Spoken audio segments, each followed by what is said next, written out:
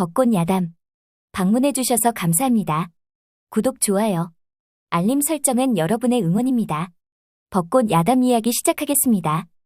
옛날 한양에 장사의 신 덕심이가 살았습니다.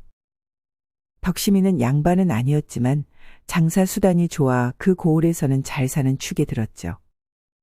하여 덕심이를 며느리 감으로 눈독 들이는 예비 시어머니들이 많았답니다.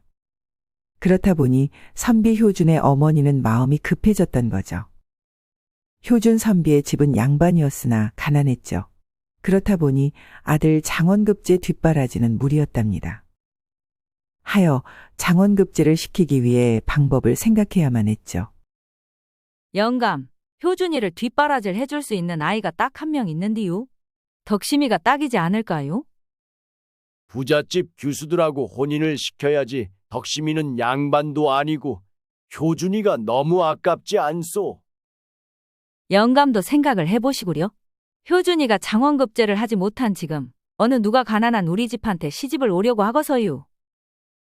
그리 생각하니 그것도 맞는 말 같구려. 영감도 참, 콧대 높은 양반 규수들은 우리 효준이를 무시하고도 남지요. 그리고 나도 역시 사돈 될 사람한테 무시당하고 싶지 않구먼요.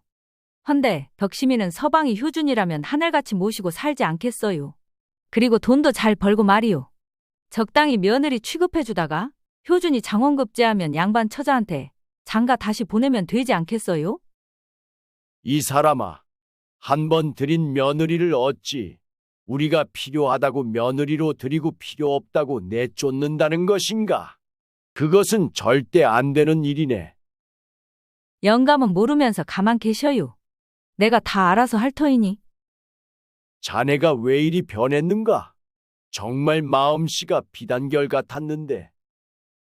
영감이 보증을 써서 우리 집 망한 건 말해볼까요? 알았소. 내가 잘못했소. 덕심이는 도윤이도 다 알아서 시집을 보낼 것이고 그 아이가 억척스러워서 살림도 다 알아서 할 것이고 그리고 우리 아들 장원급제까지 만들어 놓을 것이오. 부인의 웃음을 본 서방은 자신의 부인이지만 무서웠습니다. 2달 후 덕심이는 가난한 효준한테 시집을 갔습니다.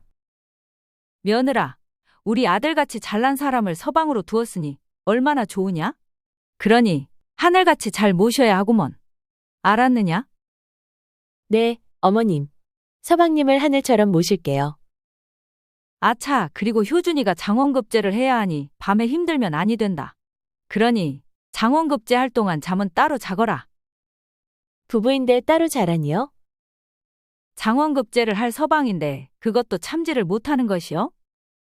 그것은 아니지만 효준이가 장원급제를 하면 내가 더 좋은 것이 아니더냐?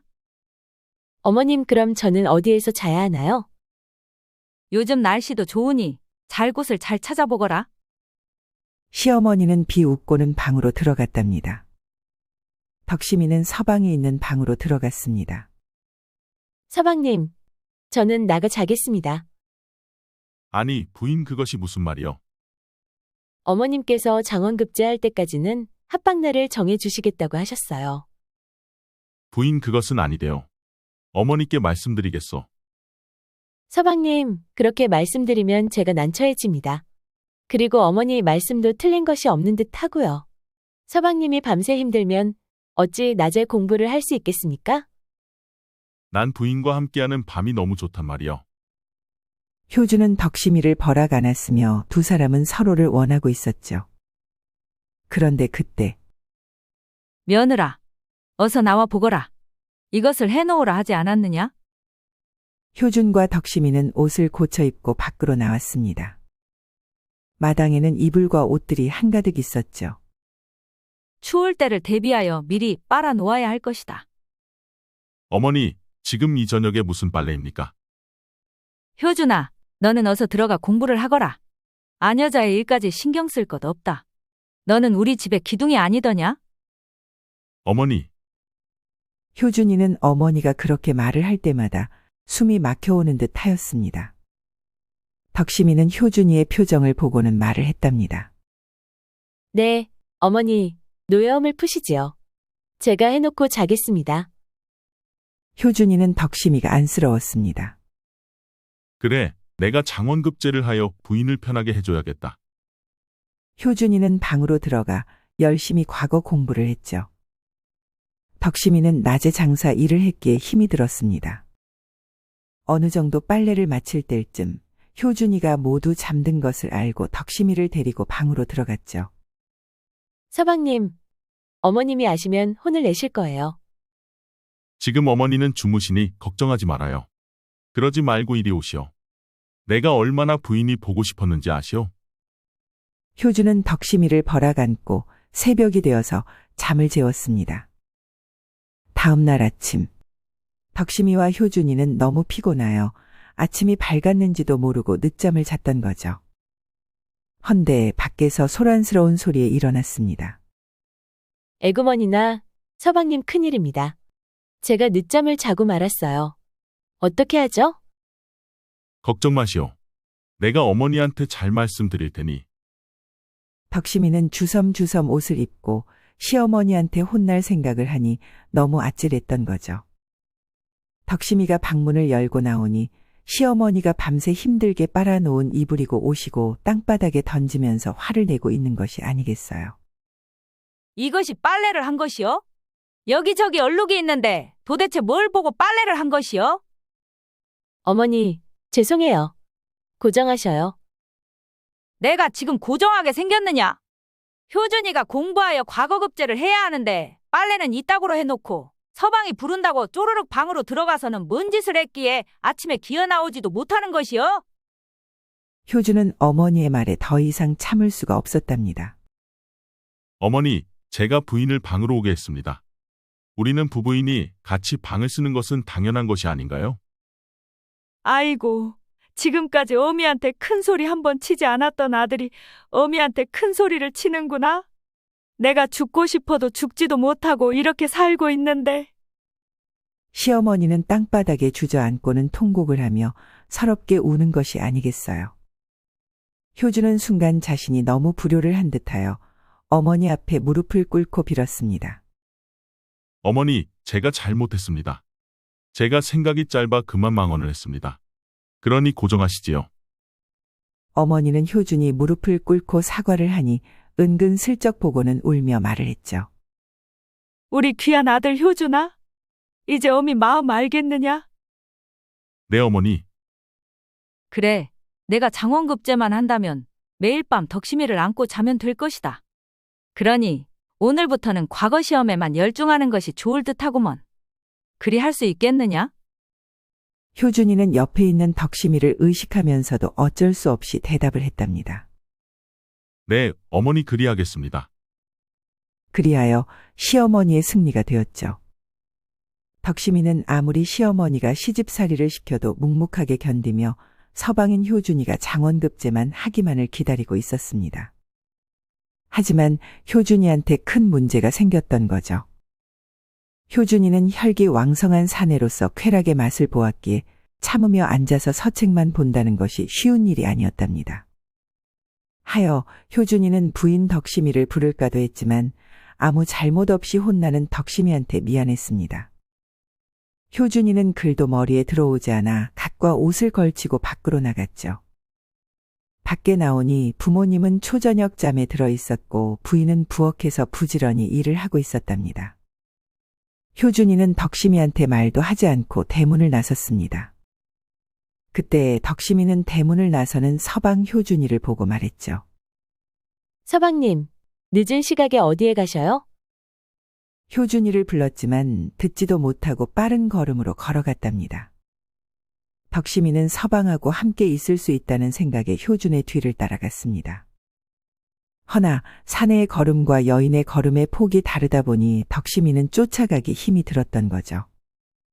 하여 효준이를 부르려고 소리치려는 찰나. 효준이 멈춰 쓴 곳은 다름 아닌 기방 한울당이었답니다. 덕심이는 너무 놀라 나무 뒤에 숨어 효준이를 지켜보았죠. 효준이는 기방 대문으로 걸어 올라갔습니다. 덕심이는 하늘이 무너져 내리는 듯 했답니다.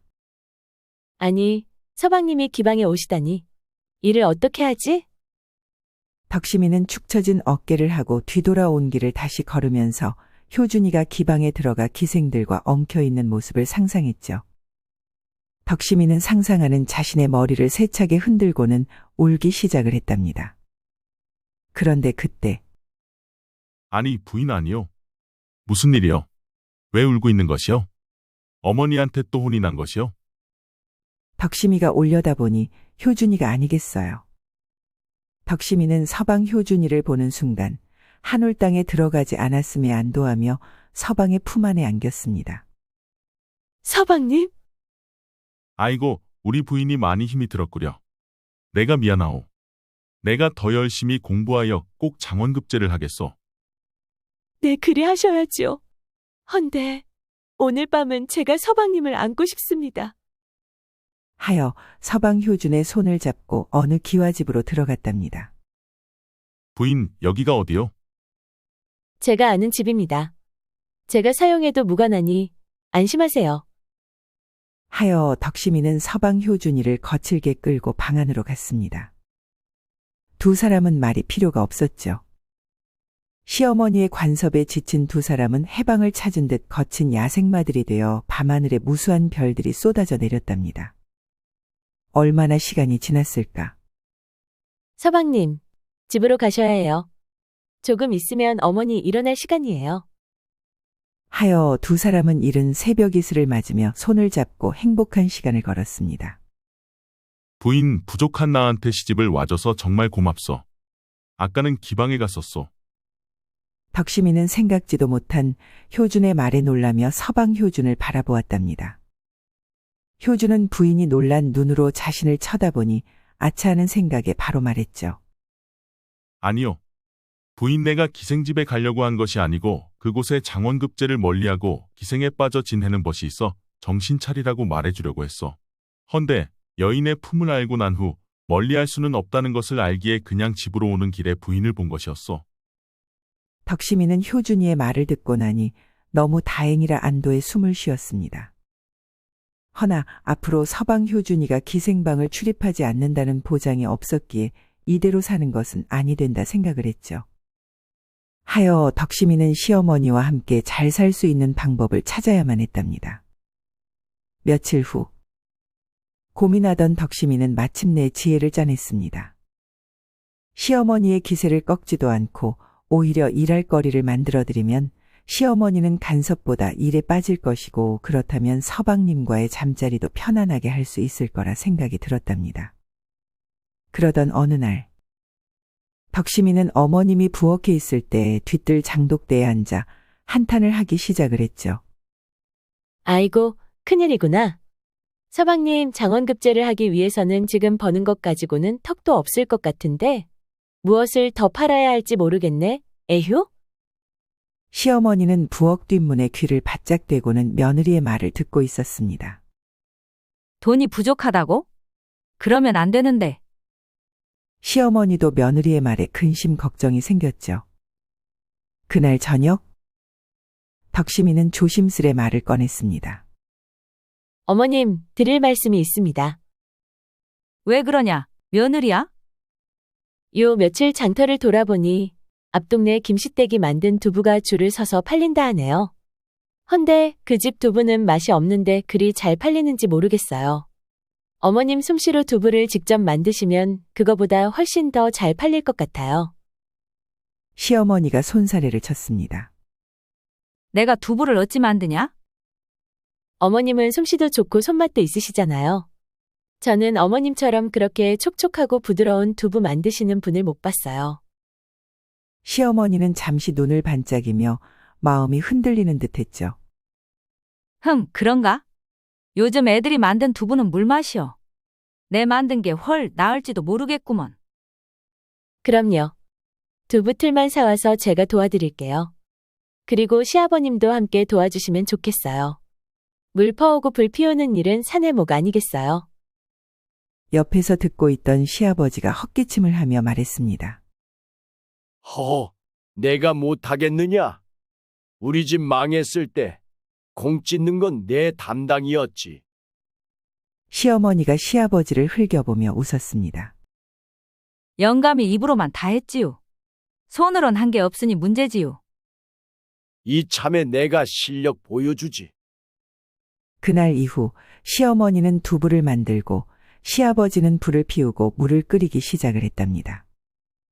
덕심이는 장터에 나가 우리 어머님 손두부 물 안 타고 정성만 넣었다며 장사를 했습니다. 집안은 덕심이 손으로 척척 돌아갔고 시어머니는 매일 두부 빚느라 정신이 없었죠. 그렇다 보니 초저녁이 되면 시부모님은 정신없이 주무시기 바빴답니다. 더 이상 아들과 며느리 방일에 참견할 겨를이 없었죠. 그리고 덕심이는 효준에게 소곤소곤 속삭였답니다. 서방님, 어머님께서 이젠 두부 장사에 정신 없으세요. 이제 방 쓰는 거 허락받을 수 있지 않을까요? 서방 효준은 순간 눈이 반짝하며 말했습니다.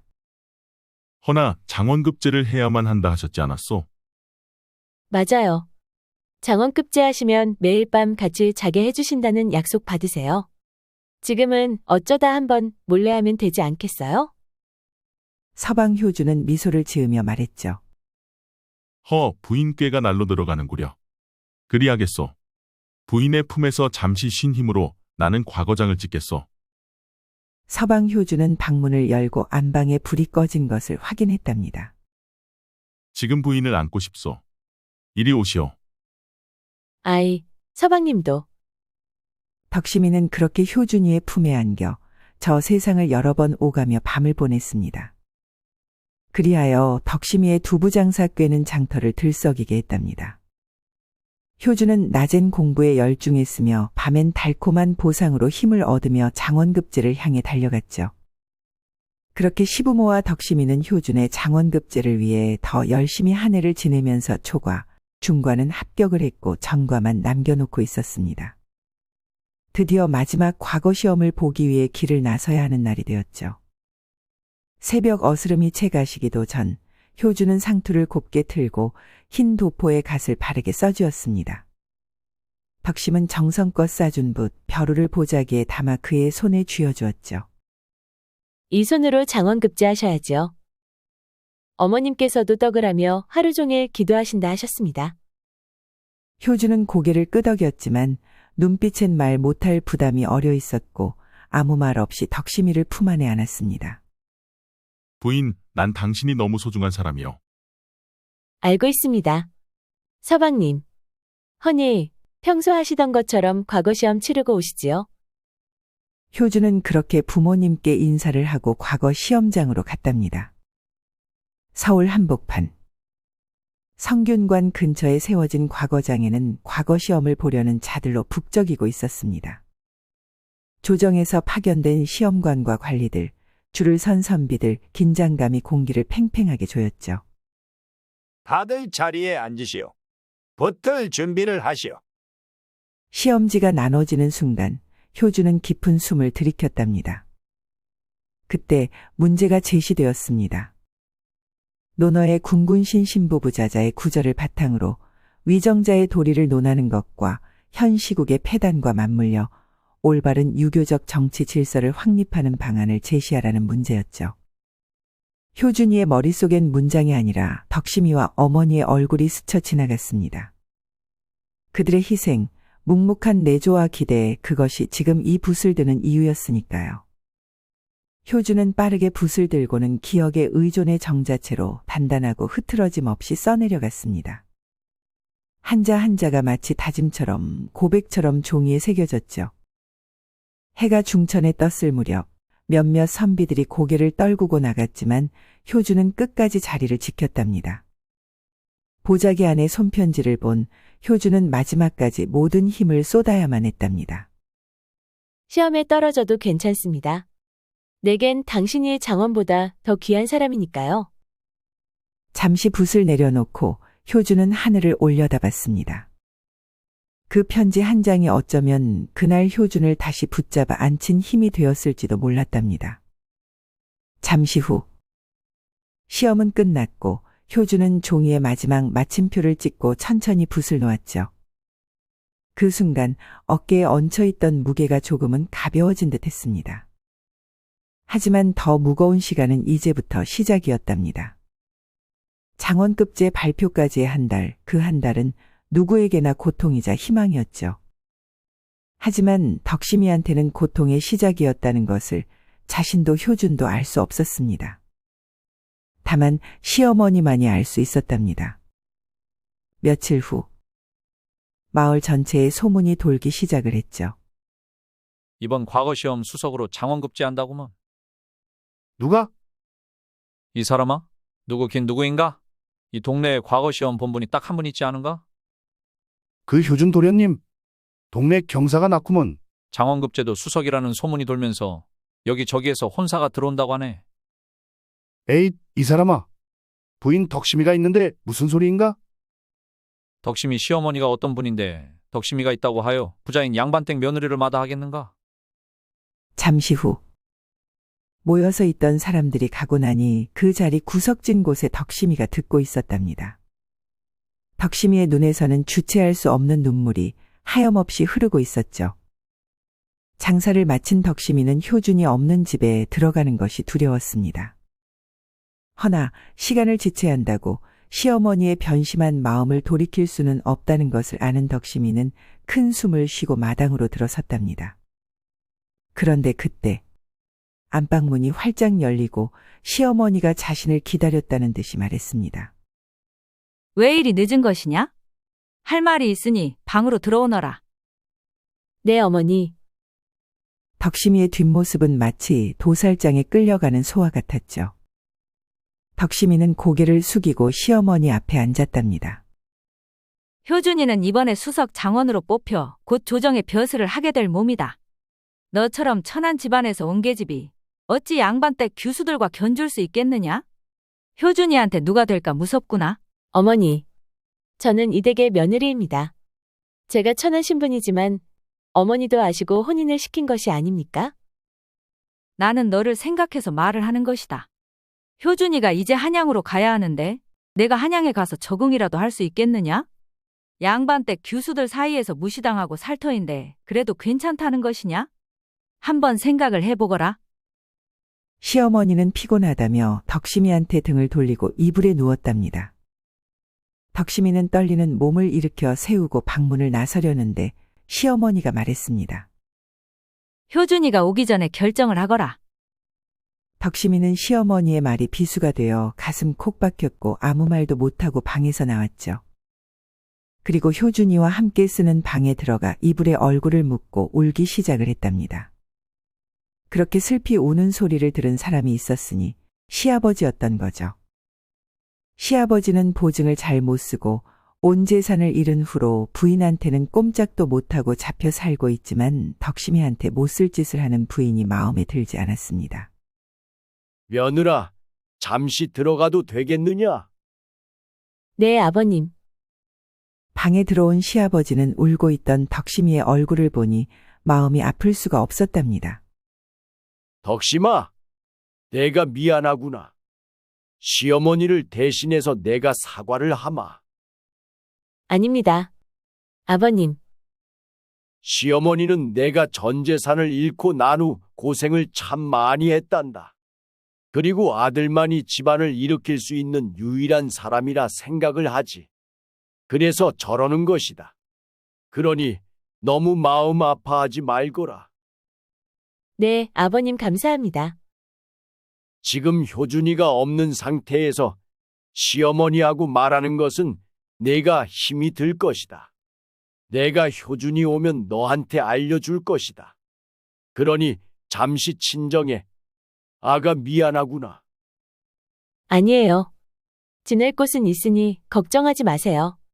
아버님께서 이리 말씀해 주시니 감사합니다. 저는 오늘 조용히 나가겠습니다. 꼭 서방님이 오시면 알려주세요. 그럴 것이다. 그러니 마음 편히 하거라. 시아버지는 덕심이가 보따리를 들고 나가는 것을 배웅하고 안방으로 들어갔답니다. 영감, 덕심이가 나갔어요? 지금 나갔네. 천한 것이 감히 우리 효준이를 서방으로 생각하다니? 그것부터가 영악한 아이라니까요. 이 사람아, 천벌 받을 소리만 하네 그려. 나는 천벌 받아도 좋아요. 우리 효준이가 집안을 일으켜 세워준다면 난 아무래도 좋아요. 시아버지는 그런 부인을 보며 화가 나기도 하고 불쌍하기도 했답니다.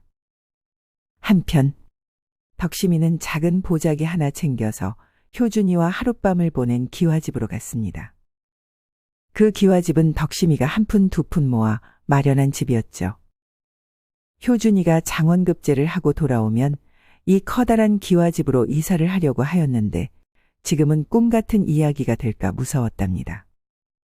하여 방에 들어가 효준이와 함께 밤을 보낸 이불에 누워 효준의 체온을 느끼고 있었습니다. 헌데 자꾸 속이 미식거리고 헛구역질이 나는 것이 아니겠어요. 덕심이는 헛구역질이 나와 밖으로 나왔답니다. 시원한 바람을 맞으니 조금은 헛구역질이 멈춘 듯 했죠. 덕심이는 손가락을 접어가며 날짜를 따져보더니 깜짝 놀라며 자신의 아랫배를 만졌습니다. 아가, 어미한테 언제 온 것이냐? 내가 이리 온 줄 알았다면 조금은 달라졌을까? 덕심이는 이렇게 생각하다 보니 아니 될 것 같아서 마음을 굳게 다졌답니다. 아가, 어미한테 와줘서 정말 고맙구나. 넌 내 아이이다. 그러니 걱정하지 말거라. 내가 지킬 것이다. 덕심이는 부엌으로 들어가 먹을 것을 찾아보니 아무것도 없어 바로 저잣거리로 나갔습니다. 서서히 해가 저물고 장사치들은 짐을 싸는 곳도 있고 아직 남은 물건을 팔려는 사람도 있었답니다. 덕심이는 제일 먹고 싶은 과일이 있어 과물전으로 갔죠. 주인장, 사과 3개 주시오. 아니, 덕심이가 아니더냐? 비싸다고 사 먹지도 않던 사과를 찾는 것이냐? 어찌 살면서 일만 할 수 있겠어요. 며칠간만 쉬려고 합니다. 아이고, 오늘 해가 서쪽에서 떴나 보네. 자, 사과 3개 큰 걸로 담았다.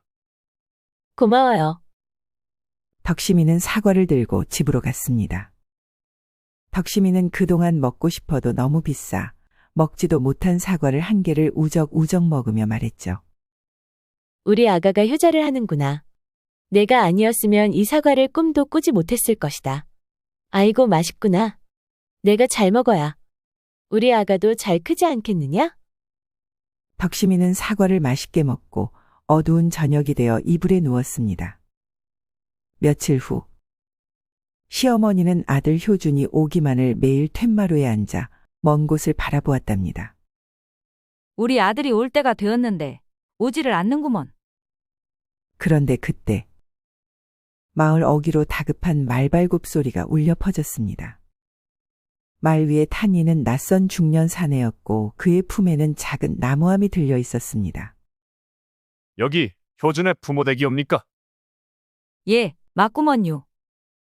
그는 잠시 침을 삼키며 말했습니다. 이번 장원 급제한 효준 선비께서 불의의 사고로 절벽 아래로 떨어지시어 숨을 거두셨습니다. 이것은 효준 선비님의 유품입니다. 그 말에 시아버지는 두 다리를 풀썩 꺾으며 무릎 꿇었고 시어머니는 비명을 지르며 그 자리에 쓰러졌습니다. 우리 효준이가? 아니요. 우리 효준이가 그럴 일 없어요. 이보시오. 그 절벽이 어디어요? 저를 그곳에 데려다 주셔요. 그 길로 집안은 초상집이 되었습니다. 이 소문은 덕심이의 귀까지 들려왔죠. 덕심이는 슬픈 마음을 안고 시댁으로 갔답니다. 시부모님과 두 시누이는 각자의 방에서 서글피 울고 있었습니다. 덕심이는 부엌으로 들어가 눈물을 흘리며 가지고 온 쌀과 생선으로 밥을 지었죠. 어머님, 아버님 이럴수록 밥을 드셔야지요. 내년이 여기가 어디라고 온 것이요? 어서 썩 가거라. 이 사람아, 며느리한테 못하는 소리가 없구먼. 아가, 지금은 먹을 수가 없으니 상은 물리거라. 네, 아버님. 뭐라 했느냐? 아버님, 내년은 이제 이 집 며느리가 아니다. 어서 나가거라. 하지만 드릴 말씀이 있습니다. 지금은 아니 되겠다. 나중에 말을 하거라. 덕심이는 아무 말도 못하고 밖으로 나왔습니다. 그리고 배 위에 손을 얹고는 말했죠. 우리 아이는 서방님의 아이입니다. 그러니 서방님의 성으로 태어나게 하는 것이 맞지요? 다음 날 아침 덕심이는 누구보다 먼저 일어났습니다. 아직 어둠이 채 가시지 않은 새벽녘, 장독대의 서리가 내려앉은 것을 손수 닦고 찬물에 손을 담그며 조심스레 채소를 다듬었죠. 시어머니의 방에서 기침 소리가 들리자 덕심이는 재빨리 생강차를 끓여 방 문 앞에 조용히 두었습니다. 문을 열고 나오신 시어머니는 그 잔을 보고 고개를 돌리셨지만 아무 말씀 없으셨죠. 그날 이후로도 덕심이는 하루도 거르지 않고 시부모님 식사를 챙기고 행랑채며 마당 구석구석까지 손수 쓸고 닦으며 묵묵히 일을 해냈습니다. 시누이의 치마가 찢어진 것을 발견하고는 몰래 밤을 새워 꿰매놓기도 하고 시아버지의 낡은 신을 말없이 닦아 방 앞에 가지런히 놓아두기도 했죠. 며칠이 지나고 마당에서 장작을 패는 덕심이의 손에 굳은 살과 피가 맺혔을 무렵 시어머니는 몰래 문틈 사이로 덕심이를 지켜보았죠. 그날 밤 시어머니는 시아버지에게 말했습니다. 저 아이 참 독한 아이구먼요. 다 내쫓겠다 했거늘 저리도. 그러자 시아버지는 낮은 목소리로 대꾸했죠. 효준이가 아꼈던 이유가 있었겠지요. 그러니 그만 미워하고 우리 집 며느리로 받아 죽으려. 시어머니는 한참을 말없이 앉아 있다가 혼잣말처럼 중얼거렸습니다. 그러지요. 내가 그리도 구박을 하고 면박을 주었는데도 세상에 덕심이처럼 착한 아이도 없지요. 제가 욕심을 부려 죄를 받았구먼요. 그렇게 말을 하고는 울기 시작을 했답니다. 다음 날 아침 시부모는 덕심이를 안방으로 불렀습니다. 너는 어찌하여 내가 그리도 미워하고 막말을 하는데도 효준이가 없는 이 집에 있더구나. 그래서 이제 며느리로 인정해주려 한다. 덕심이는 그동안 아픈 마음이 치유가 되는 듯 목 놓아 울기 시작을 했답니다. 아이고 불쌍한 것. 그냥 내가 쫓아낼 때 나가 다른 사내를 만나 살면 될 것을. 이곳에 다시 들어와서는 이리도 고생을 하는 것이냐? 시어머니는 덕심이를 안아주며 같이 울었습니다. 잠시 후 두 사람의 눈물은 멈추고 덕심이는 큰 결심을 한 듯 말했죠. 저 서방님의 아이를 가졌습니다. 시부모님들은 눈을 동그랗게 뜨고 덕심이를 쳐다보았죠. 정말이더냐? 효준이의 아이라는 말이더냐? 네, 어머니. 안지는 며칠 되지 않았어요. 아이고, 내가 그것도 모르고 진작에 말을 하지 않고 우리 효준이가 되는 이어주고 갔나 보다. 그렇게 안방에서는 오랜만에 웃음이 피어나고 있었습니다. 그렇게 몇 달이 흐르고 덕심이의 배는 조금씩 나오기 시작을 했죠. 덕심이는 문을 열고 마당을 보니 첫눈이 소복히 내려 있었고 날씨는 화창하게 맑았답니다. 그리고 나무 위에서 까치가 울고 있었죠. 아가야? 오늘은 반가운 손님이 오시려나 보다. 까치가 울고 있구나. 덕심이는 뱃속에 있는 아이한테 아름다운 세상 이야기를 들려주고 있었답니다. 그런데 그때 낯익은 사내가 저 멀리에서 저벅저벅 걸어오는 것이 아니겠어요. 덕심이는 그 사내의 모습을 보고 마당으로 뛰어내려와 대문으로 나갔습니다. 부인, 서방님? 효준이는 배가 부른 덕심이를 보고 한달음에 달려가 덕심이를 안았답니다. 지금 꿈인가요? 아니면 생시인가요? 꿈이라니. 덕심이 서방 효준이가 왔소. 헌데 어찌 된 일인가요? 저희는 서방님이 돌아가신 줄 알았습니다. 자세한 이야기는 들어가서 하십시다. 헌데 못 본 사이에 살이 찐 듯합니다. 안아보니 배가 많이 나왔구려.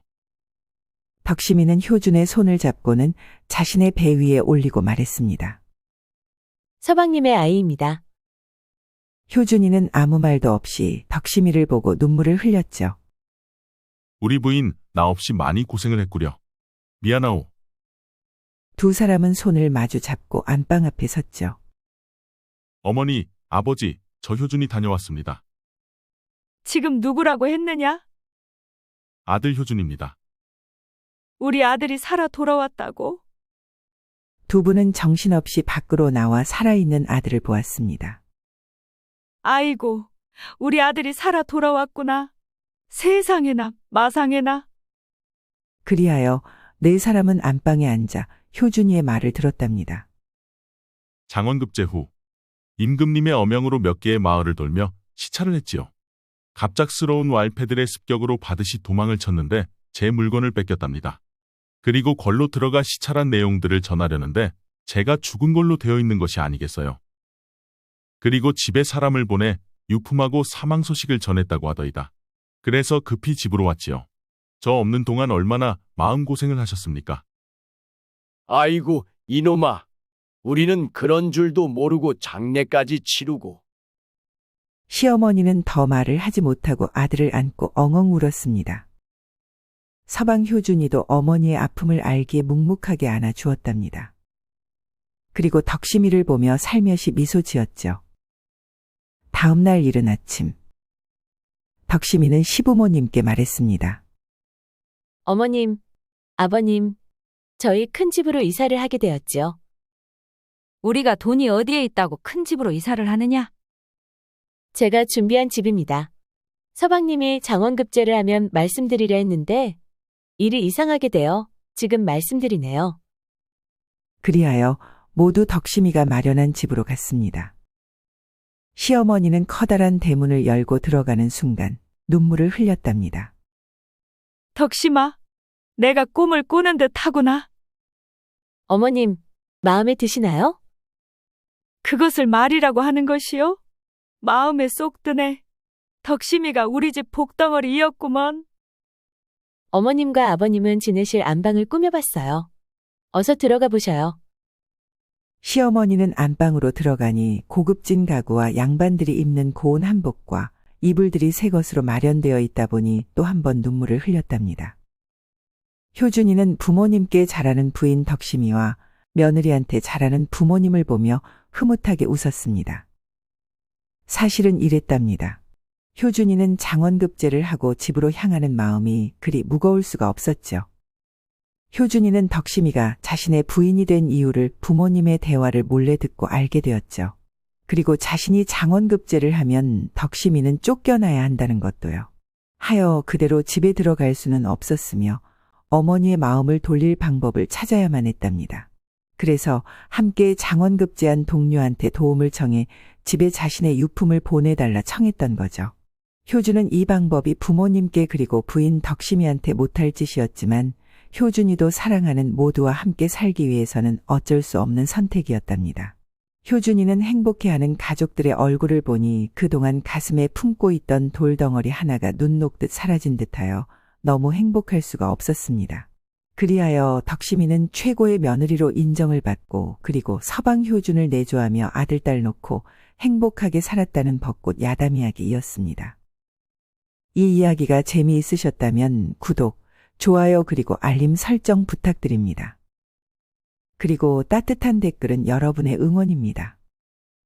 이 영상을 보시는 모든 분들이 벚꽃 야담과 좋은 인연을 맺어 항상 행복이 가득하셨으면 좋겠습니다. 오늘도 행복한 하루 보내세요.